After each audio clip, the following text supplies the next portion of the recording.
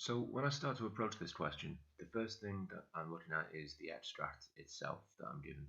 And when I read the extract, my thoughts are all about how can I link what's in this extract, what quotations can I find, to the idea that Lady Macbeth is a powerful woman. So I'm looking for power, I'm looking for anything to do with her as a female character. So to start with, the first thing to notice is that immediately after reading Macbeth's letter, after finding out about the witch's prophecies, she immediately resolves to kill Duncan. There's no hesitation. By line 2, she's talking about his fatal entrance. Duncan, as far as she's concerned, he needs to go. And the next point, of course, is she says the fatal entrance of Duncan under my battlements. The use of a possessive pronoun. Now, this is one of the useful terminology I talked about earlier. It works to help me with the answer. It's not just terminology spotting. This is her castle.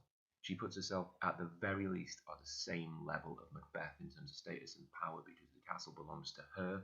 And she uses the term battlements, not walls, not through my door. And that's a military term. It's got connotations of war, of conflict. Maybe she's in conflict with the world. Maybe she's setting herself up for conflict. But it's a male, masculine, powerful term, and that's important.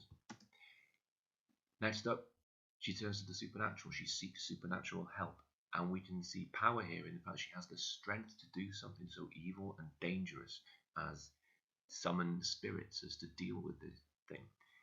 And she uses the imperative come. She's not asking them, she's telling them, she's giving commands to these evil spirits. But, and this is where we can make our answer more complex and more interesting, more sophisticated, she acknowledges her weakness as a woman when she asks for them to unsex me. She's borrowing the power to do evil by asking them to make her more like a man, less like a woman. Later in the play, of course, she regrets the evil that she's done. Continuing that theme later in the extract, she asks them to come to her woman's breasts to take my milk for gall. She's rejecting, explicitly rejecting the gentle, nurturing female role who would raise a child, feed them, protect them. She's taking that as a position of weakness and rejecting it. She's adopting masculine power here. Again, it's almost as though she has to stop being a woman in order to be powerful, which speaks to the 16th, 17th century attitude towards women, the view that there was a male sphere and a female sphere. Men would deal with politics, with action, with war. Women would raise families. And so here she's stepping outside of that sphere.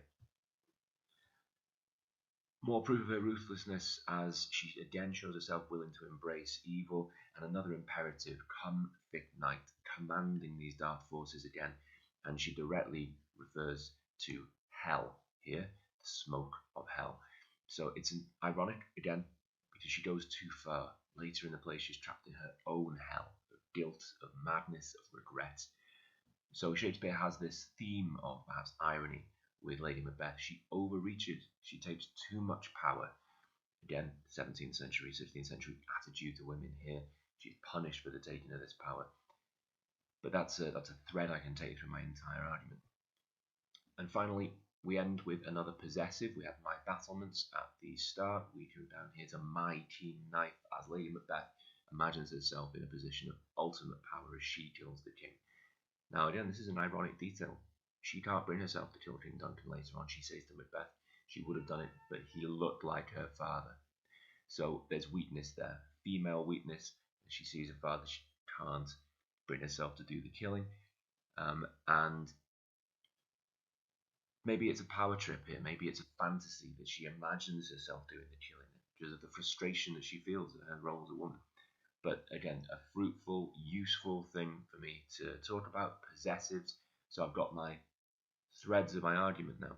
I can talk about the use of possessives throughout as a way of taking on power. I can talk about Shakespeare's use of irony, as she is powerful at this stage, but later is robbed of her power as a result of her actions.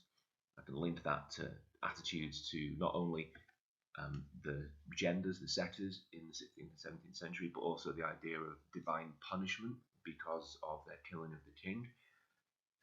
And I can go through the entire thing talking about Lady Macbeth's proof of ruthlessness and her willingness to embrace evil.